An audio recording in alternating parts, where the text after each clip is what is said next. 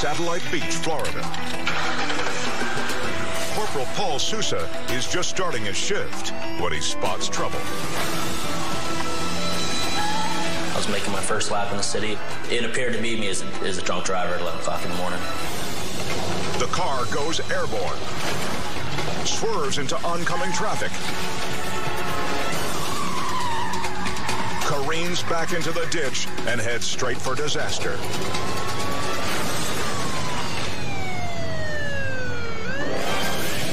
The driver rams into a parked utility truck, pinning worker Brian Foley between the two vehicles. We were locating some water line, and I was walking back to our work truck. I was in pure shock once impacted hit.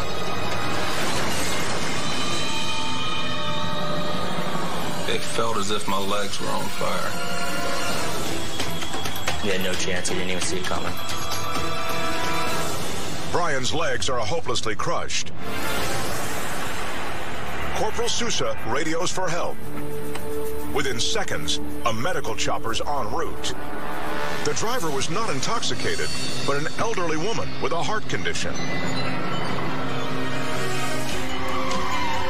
She was on her way to the doctor when she blacked out and lost control.